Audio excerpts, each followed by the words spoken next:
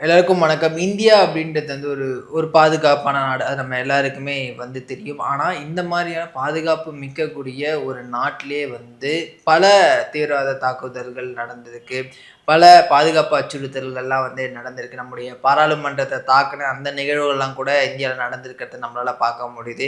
குறிப்பா வந்து நம்முடைய எதிரி நாடுகள் அப்படின்னு அறியப்படக்கூடிய சைனா அண்ட் பாகிஸ்தான். இங்கேருந்து பல தீவிரவாதிகள் வந்து ஊடுருவி இங்க இருக்கக்கூடிய மக்கள் தாக்குன ஒரு விஷயம்லாம் வந்து நம்ம பார்த்துருக்கோம், கேள்விப்பட்டிருக்கோம்.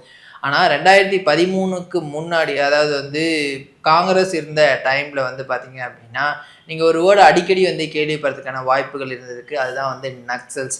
ஏன்னா நக்சல்ஸ்னால வந்து இந்தியாவுக்கு பல பாதிப்புகள், பல உயிர் சேதங்கள் வந்து ஏற்பட்டிருக்கிறதா ஒரு வந்து தகவல் கிடைச்சிருக்குங்க. அது மட்டும் இல்லாம கிட்டத்தட்ட கடந்த 50 ஆண்டுகள்ல காங்கிரஸ் ஆட்சியில இருந்த அந்த ஆண்டுகள்ல வந்து பார்த்தீங்கன்னா, கிட்டத்தட்ட 16,000த்துக்கும் மேற்பட்ட இந்தியர்கள் வந்து கொல்லப்பட்டிருக்காங்க.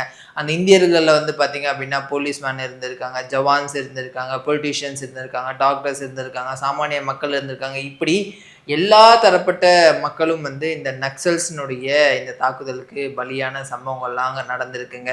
இந்த 50 வருடங்கள் தொடர்கதையா இருந்த இந்த நக்சல்ஸோடைய பிரச்சனை இந்த 12 ஆண்டுகள் அதாவது வந்து பாஜக கவர்மெண்ட் சென்ட்ரல் ஆட்சிக்கு வந்ததுக்கு பிறகு இந்த 12 ஆண்டுகள்ல வந்து ஒரு மிகப்பெரிய லெவல்ல குறைஞ்சிருக்கிறத நம்மளால வந்து பார்க்க முடியுதுங்க. இன்னும் கிளியரா சொல்லணும் அப்படின்னா 2013க்கு முன்னாடி 2013க்கு பின்னாடி அப்படின்ற மாதிரி நம்ம இதை பிரிக்கலாங்க. 2013க்கு முன்னாடி காங்கிரஸ் அவங்களுடைய ஆட்சி பீரியட்ல பார்த்தீங்க அப்படின்னா நக்சல்ஸ்னுடைய அராஜகம் மிகப்பெரிய லெவல்ல இருந்துச்சு. அவங்கள கட்டுப்படுத்த முடியாத அளவுக்கு வந்து பார்த்தீங்க அப்படின்னா நக்சல்ஸுடைய அராஜகம் இந்தியாவில் இருந்ததை நம்மளால வந்து பார்க்க முடியுதுங்க. பல இடங்கள்ல டெய்லி நீங்கள் நியூஸ் போட்டிங்க அப்படின்னாவே நக்சல்ஸ்னால வந்து இத்தனை பேர் கொல்லப்பட்டாங்க, அத்தனை பேர் வந்து கொல்லப்பட்டாங்க அப்படின்ற மாதிரிலாம் வந்து சொல்லிட்டு இருந்தாங்க. அது மட்டும் இல்லாமல் வந்து ஒரு சாஃப்ட் கார்னர்ல தான் வந்து காங்கிரஸ் இந்த ஒரு விஷயத்த வந்து டீல் பண்ணாங்க அப்படின்ற மாதிரியான செய்திகள்லாம் வரத நம்மளால வந்து பார்க்க முடியுதுங்க. அதாவது டெரரிஸ்ட் யாராச்சும் வந்து மன்னிச்சிருங்க, இல்லை வந்து மன்னிப்பு கேட்குறாங்க அப்படின்னா அவங்க உடனே அவங்கள வந்து மன்னிச்சு அவங்களுக்கான அந்த திருந்தறதுக்கான இன்ஸ்டியூட்ஸ் இந்த மாதிரியான விஷயங்கள் சொல்லி தரத்துலாம் வந்து காங்கிரஸ் ஆட்சியில் மிகப்பெரிய லெவலில் நடந்துச்சுங்க. அதே மாதிரி அப்போ இருந்த ஆர்மியாக இருக்கட்டும், நம்முடைய போலீஸ் ஆஃபீஸர்ஸாக இருக்கட்டும், இவங்கெல்லாம் வந்து நக்சல்ஸோடைய அந்த ஒரு பவர் இருக்கு இல்லையா? அவங்க இருக்கக்கூடிய எக்யூப்மெண்ட்ஸா இருக்கட்டும், இது எல்லாமே வந்து முறியடிக்கவே முடியல. காரணம் வந்து பார்த்தீங்கன்னா, நம்மகிட்ட சரியான திட்டமிடல் இல்ல. இப்ப நீங்க ஒரு நக்சல்ஸ வந்து தேடி நீங்க ஒரு காட்டுக்குள்ள போறீங்க அப்படின்னா, அங்க போக்கூடிய அந்த அந்த போலீஸ் ஆஃபீசர்ஸ் க்ரூக்கு வந்து பார்த்தீங்க அப்படின்னா, நீங்க கரெக்ட்டான ஒரு என்ன சொல்றது, டெக்னாலஜிக்கல் வைஸ் நீங்க கரெக்ட்டான எக்யூப்மெண்ட்ஸ் வந்து குடுத்துருக்கணும். கன்ஸ் வந்து குடுத்துருக்கணும். சரியான பிளான்ஸ் வந்து இருக்கணும். சரியான பேக்கப் இருக்கணும்.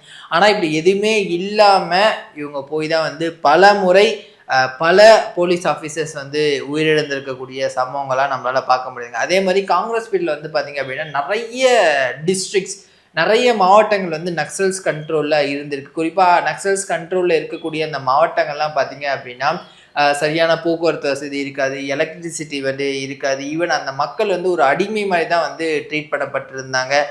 அது மட்டும் இல்லாம இப்ப இந்த மாரி எலக்ஷன் மாரியான சமயத்துல வந்து அவங்க ஓட்டு கூட போட முடியாத ஒரு அவல நிலையில தான் வந்து பல மாவட்டங்கள் காங்கிரஸ் ஆட்சி காலத்துல இருந்ததா வந்து பல தகவல்கள் நமக்கு கிடைச்சிருக்குங்க.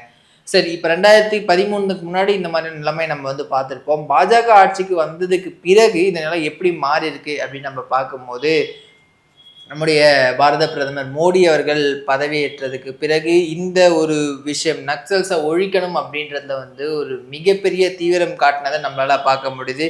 அவங்களோட மோட்டோவாவே அவங்க சொன்ன ஒரு விஷயம் என்ன அப்படின்னா, வைலன்ஸும் பேச்சுவார்த்தையும் ஒரே நேரத்தில் இருக்கக்கூடாது.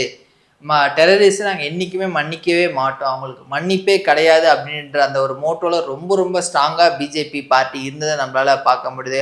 அதுக்காக பல்வேறு திட்டமிடல்கள் வந்து பண்ணப்பட்டது, பல்வேறு க்ரூக்கள் உருவாக்கப்பட்டது, பல குரூப்ஸ் வந்து கிரியேட் பண்ணாங்க. இந்த நக்சல்ஸை ஒடுக்கியே ஆகணும், இந்த நக்சல்ஸை அழிச்சே ஆகணும் அப்படின்ற ரீதியில் பல்வேறு நடவடிக்கைகள் வந்து எடுக்கப்பட்டது. முக்கியமாக வந்து திரு அமித்ஷா நம்முடைய உள்துறை அமைச்சர் அவர் வந்து சமாதான் அப்படின்ற ஒரு ஒரு ஒரு குரூவை வந்து உருவாக்குறாரு. அந்த குரூ வந்து பார்த்தீங்க அப்படின்னா டெரரிஸ்ட்க்கு வந்து ஒன்று நீ வந்து இது எல்லாத்தையும் விட்டுட்டு வந்து நியூட்ரலைஸ் ஆகிடு, இல்லை வந்து சரண்டர் ஆகிடு, இந்த மாதிரி தான் பேச்சே தவிர மற்றபடி எதுவுமே இல்லை.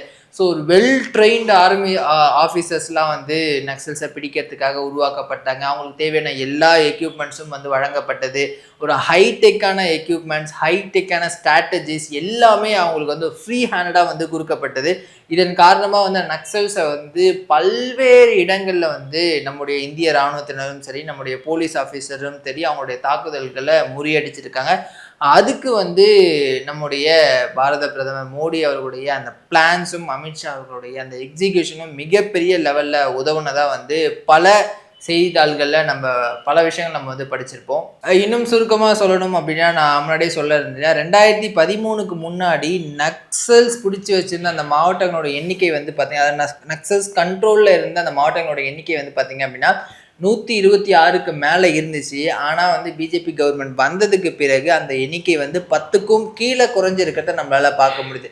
அதே மாதிரி இந்த நக்சல்ஸ்னால ஏற்படக்கூடிய அந்த வயலன்ஸ் ரேட் வந்து 77% வந்து கம்மியாக இருக்கிறத நம்மளால் பார்க்க முடியுது.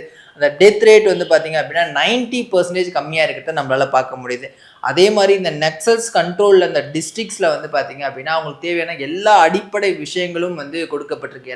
எலக்ட்ரிசிட்டியாக இருக்கட்டும், ஸ்கூல்ஸாக இருக்கட்டும், அவங்களுக்கு தேவையான அந்த மெடிக்கல் ஃபெசிலிட்டிஸாக இருக்கட்டும், எல்லாமே வந்து இந்த பிஜேபி கவர்மெண்ட் செஞ்சு கொடுத்துருக்கிறத நம்மளால் பார்க்க முடியுதுங்க.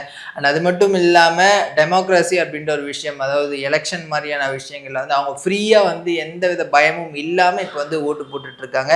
இதுக்கு எல்லாமே வந்து மத்தியில் இருக்கக்கூடிய பிஜேபி கவர்மெண்ட் காரணம் அப்படின்றத எந்த மாற்று கருத்துமே இல்லை. ஸோ நக்சல்ஸ் அப்படின்ற ஒரு விஷயம் வந்து இப்போ முற்றிலும் ஒழிஞ்சிருச்சா அப்படின்னா கண்டிப்பாக இல்லை. ஒரு சில இடங்களில் இன்னுமே அந்த ஒரு விஷயங்கள் வந்து இருந்துட்டு இருக்கு. ஆனால் அது பெரும் லெவலில் இல்லாமல், முந்தைய காங்கிரஸ் ஆட்சியில் இல்லாத அளவுக்கு இந்த முறை வந்து அந்த நக்சல்ஸோட அந்த அட்ராசிட்டிஸை பிஜேபி கவர்மெண்ட் முழுமையாக முறியடிச்சிருக்கு அப்படின்னு தாங்க சொல்லணும்.